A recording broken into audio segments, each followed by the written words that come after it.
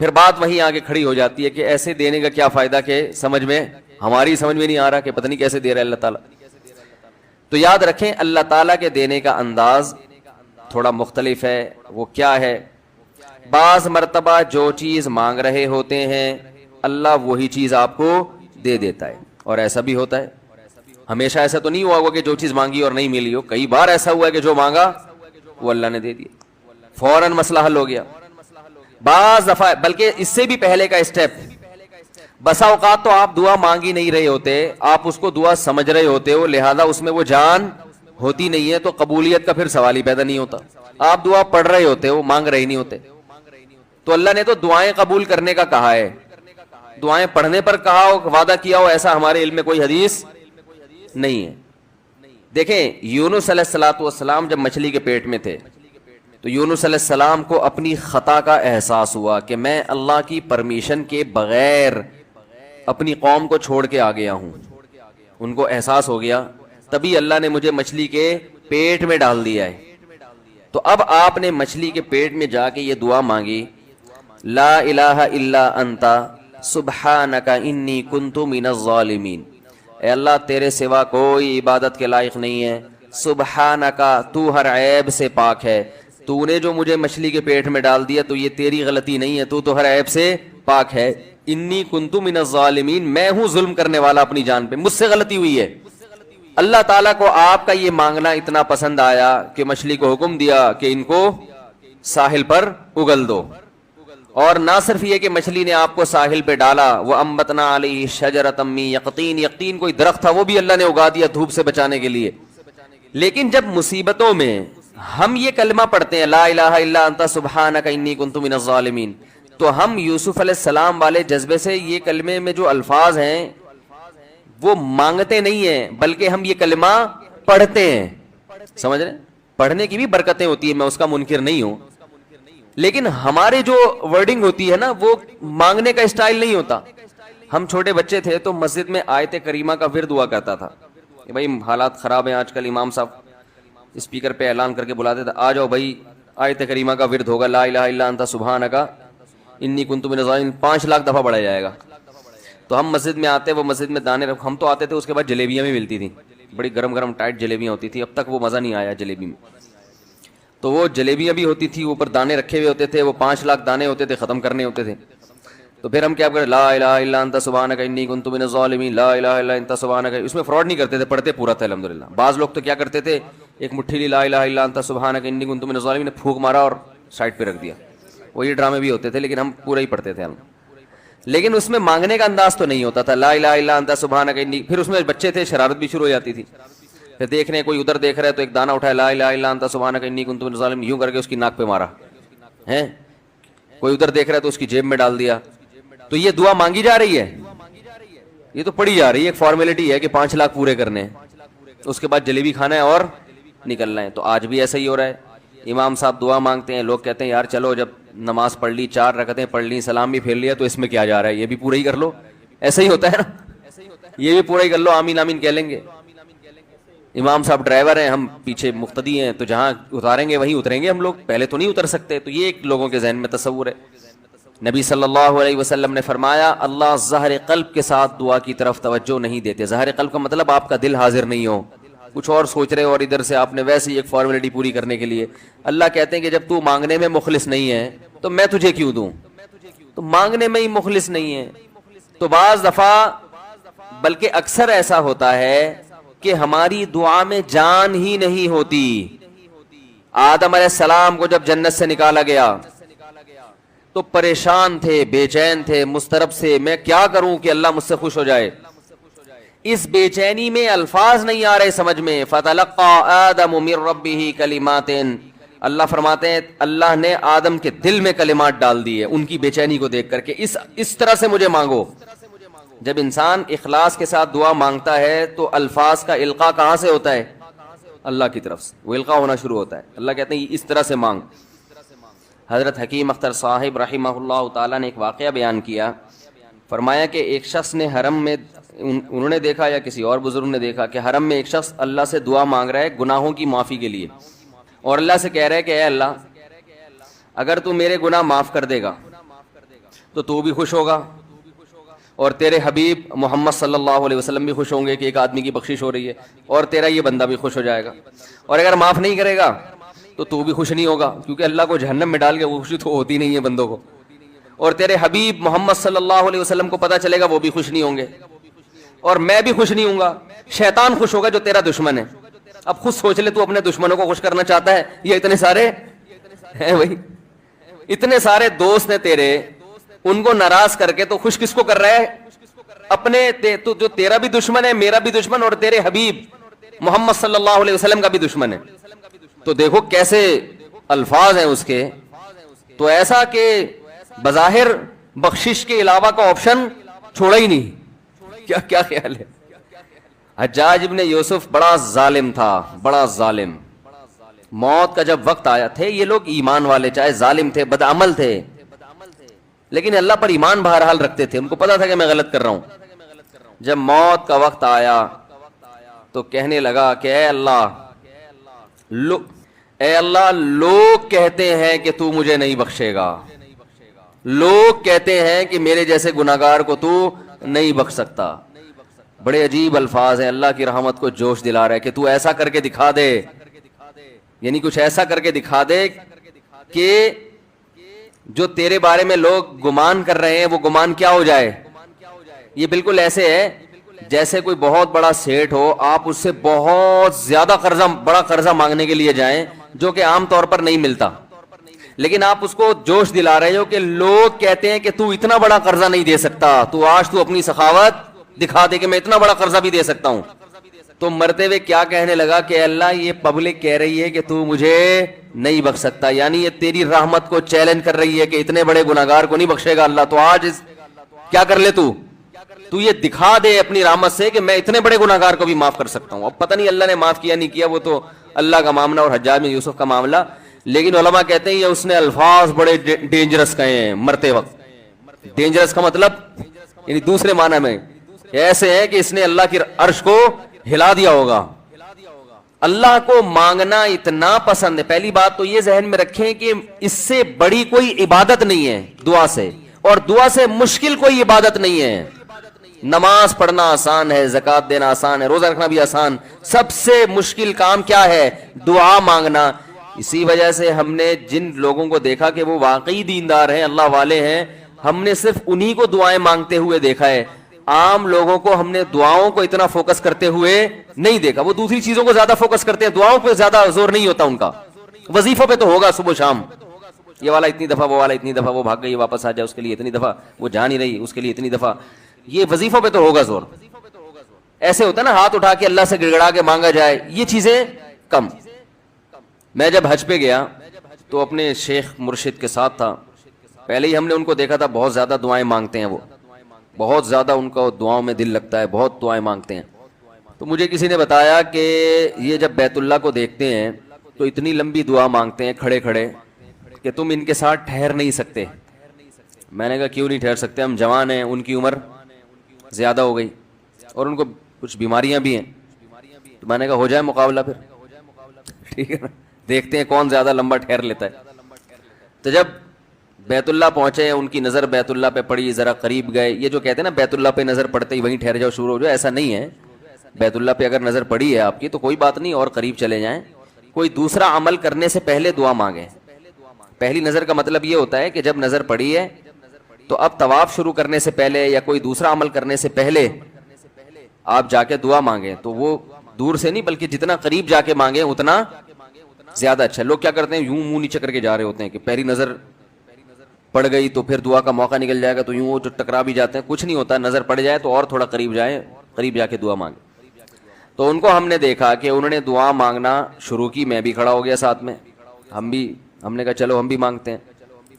تو وہ اتنی دیر تک حالانکہ کمر میں بھی تکلیف, بیماریاں بھی ہیں, شوگر بھی ہے. تو بالآخر میں نے ہتھیار ڈال, میں نے کہا میں اتنی دیر کھڑا نہیں ہو سکتا. اور میں پھر اب بیٹھتے ہوئے شرم بھی آ رہی تھی کہ وہ بولیں کہ میری عمر زیادہ ہے اور یہ دیکھو ابھی جوان, شادیاں تو کرتا رہتا ہے, تو یہ کیا شادیاں کرے گا جو اب کھڑا نہیں ہو سکتا اتنی دیر.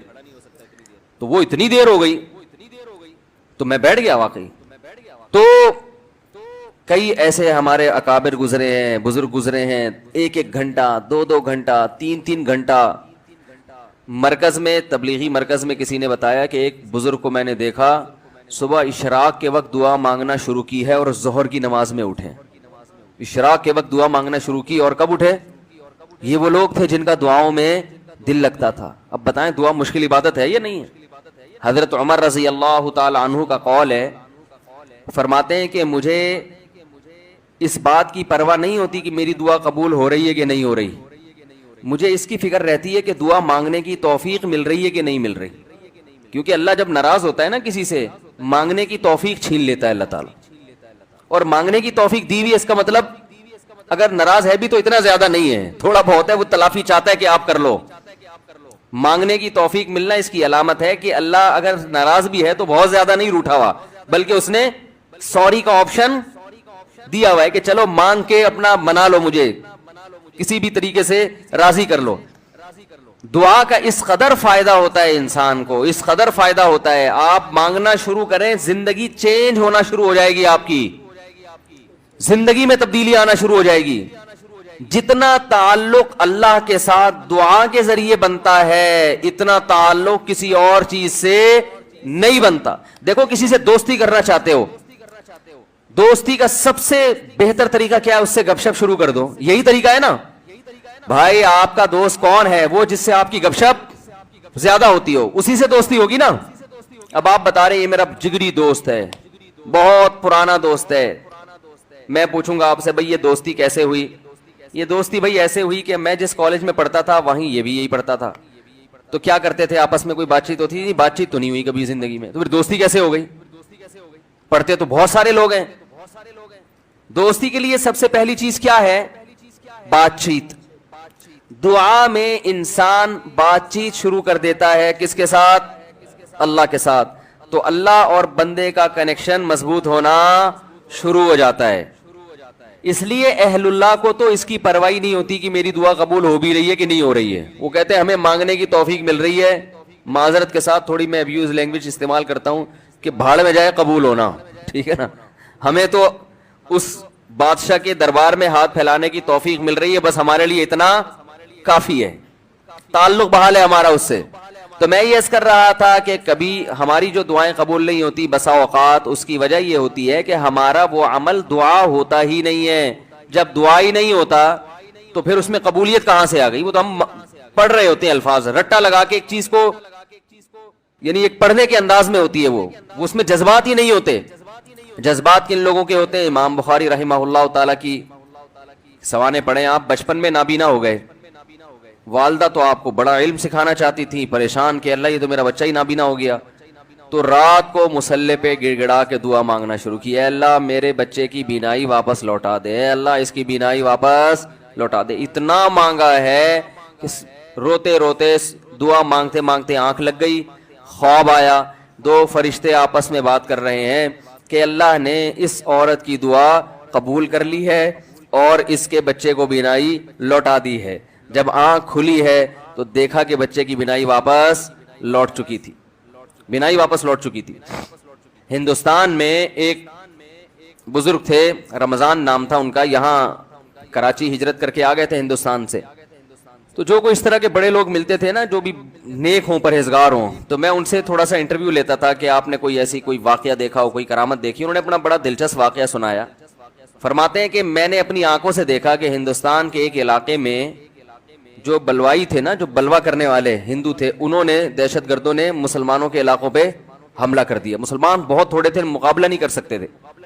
کہتے ہیں کہ ایک بزرگ تھے وہیں کہیں مظاہر علوم کے یا دیوبند کے، مقصد میرا یہ نہیں ہے کہ وہ دیوبند کے علاوہ کوئی بزرگ نہیں ہوتا، وہ چونکہ واقعہ ان کا اس لیے، کوئی لوگ اس پہ بھی کہتے ہیں کہ اپنے مسلک کو وہ کرنا ہے، وہ اتفاق سے تھے وہاں کے، تو اس لیے میں نے بول دیا۔ تو وہ مکان کی چھت پہ کھڑے ہو گئے اور اللہ سے دعا مانگنے لگے، بہت گڑ گڑا کے دعا مانگی انہوں نے کہ اللہ ان لوگوں کے شر سے ہمیں بچا لے۔ تو یہ جو واقعہ سنانے والے تھے نا، انہوں نے مجھے خود بتایا، کہتے میں نے اپنی آنکھوں سے دیکھا کہ گھوڑوں پہ آسمان سے فرشتے نازل ہو رہے ہیں اور ان کے ہاتھ میں بڑی بڑی راڑیں ہیں، گزن ہیں، اور وہ زمین پہ نازل ہو کر انہوں نے ان بلوائیوں کے خلاف حملہ کر دیا، مارا ان کو۔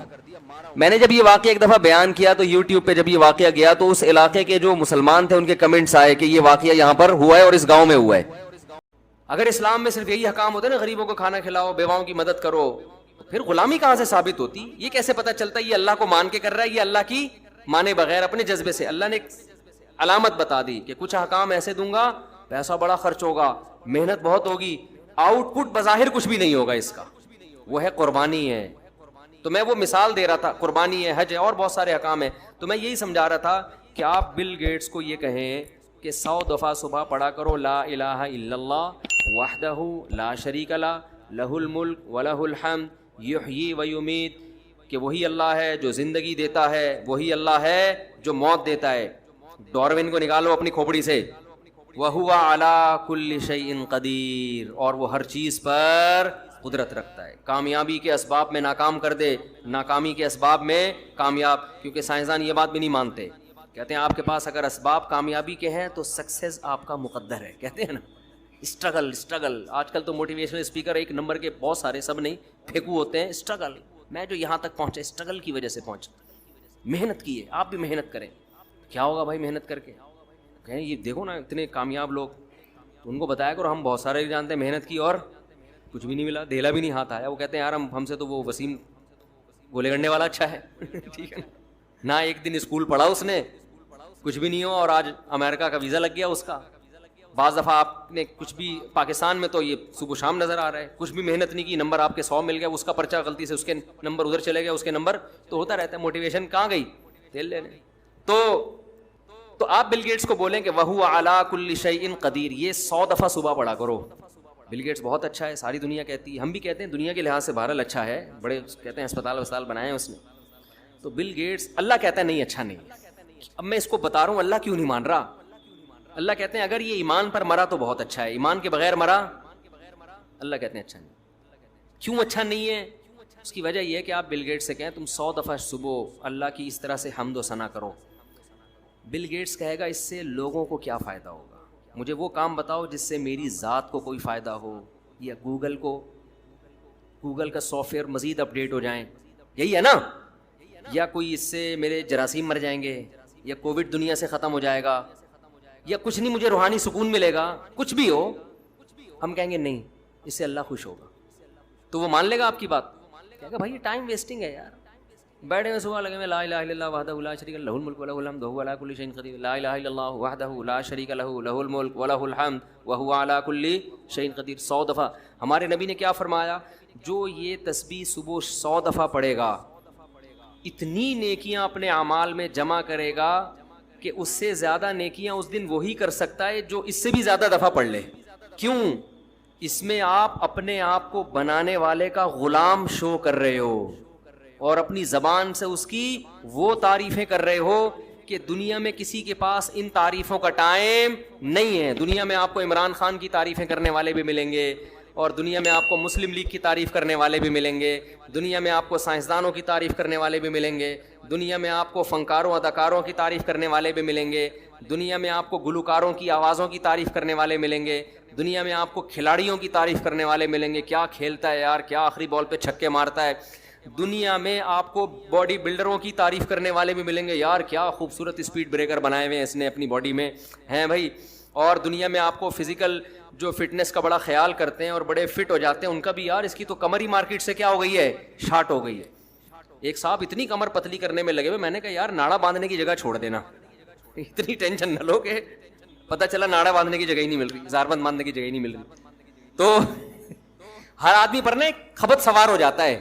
تو دیکھا ہے ہمارے یہاں نا, ہر آدمی پہ جو باڈی بلڈر بن رہا ہے تو ایک صاحب کو میں نے دیکھا 3 گھنٹے جم میں نا ڈنڈ پیل رہے ہیں اور ایسے. میں نے کہا بس کیوں کر رہے ہو یار, یہ جسم بنانا تو کوئی کام نہیں ہوا نا, بنایا جاتا ہے صحت اچھی ہو جائے, آگے کام تو کوئی اور ہے. یہی اسی کو کام بنا لیا, اسی کو کیا بنا لیا, کام بنا لیا. تو خیر وہ تو ایک الگ ٹاپک ہے. تو ہر ایک کی تعریف ہو رہی ہے, اللہ کی تعریف کرنے والے مارکیٹ میں کیا ہیں, شارٹ ہے, وہ نہیں ہے, دل ہی نہیں لگتا. اب آپ کہنا یار یہ تسبیح صبح لے کے بیٹھ جاؤ, بورنگ کام لگتا ہے یار بیٹھے میں, لا الہ الا اللہ وحدہ لا شریک لہ لہ الم. ہم تو بچپن میں چھوٹے بچے تھے نا, تو جب ہماری مسجد میں آیت کریمہ کا ورد ہوتا تھا, مولوی صاحب اعلان کرتے تھے کراچی کے حالات بہت خراب ہیں، 1.25 لاکھ دفعہ پتہ نہیں 5 لاکھ دفعہ یہ تسبیح پڑھنی ہے، لا الہ الا اللہ وحد لا الہ الا انت سبحانک انی کنت من الظالمین. تمام محلے کے حضرات سے گزارش ہے مسجد میں آ جائیں.